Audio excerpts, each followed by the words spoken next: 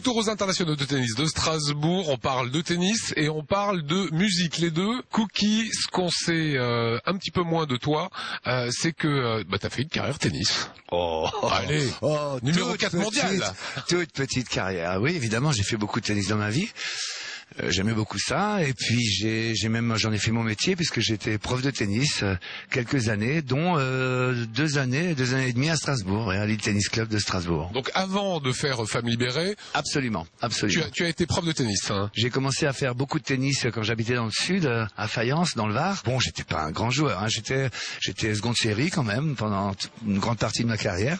J'oscillais entre 15 et 4-6, plus souvent 15 que 4-6, je veux être honnête, mais j'étais bien installé en seconde série. Voilà, c'est pas une carrière extraordinaire, mais j'aime le tennis, j'adore le tennis. C'est un sport que je regrette d'ailleurs, je n'en peux plus en faire vu mon grand âge et vu mes arthroses nombreuses, mais vraiment c'est un sport que j'adore. Donc ça veut dire qu'il y a une génération d'Alsaciens qui ont eu comme prof Cookie Dingler. Hein. Absolument. Et puis c'est très sympa parce que même quand je fais des concerts ou quand il y a des gens qui viennent me dire vous m'avez donné des cours à l'époque ou alors vous avez eu ma fille à l'école de tennis, c'est hyper sympa. Et alors les points forts de Cookie au tennis c'était quoi? J'étais, je vais vous dire, pour ma philosophie elle est simple. Hein. Je n'aime pas particulièrement gagner, mais alors ce qui est sûr, je déteste perdre.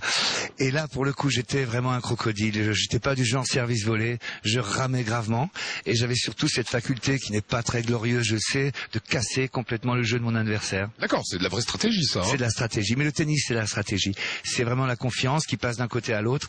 Quand l'autre joue bien, l'on joue pas bien. Quand l'autre commence à douter, du coup nous on se sent un peu mieux.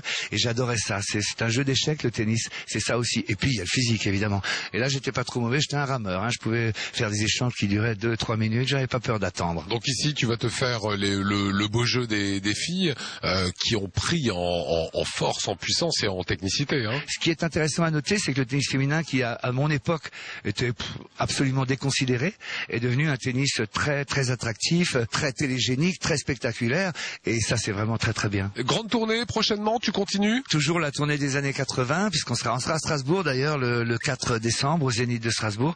La tournée va reprendre à l'automne, c'est la 4e année, c'est incroyable, gros succès, donc comme quoi les gens ont envie de retrouver ces chansons des années 80, qui sont des chansons festives, un peu insouciantes, et puis d'autres projets, une pièce de théâtre, le 1er juin au Scala à Neudorf, voilà, pour pouvoir travailler une fois avec ma femme Cathy Bernecker. Vous savez comment c'est, on dit maintenant cette année, c'est promis, je lève le pied, et c'est l'année évidemment où on travaille le plus. C'est les années les pires. Mais bien sûr. Voilà, Cookie Dingler sur Alsace 20 à la table TV aux internationaux de tennis.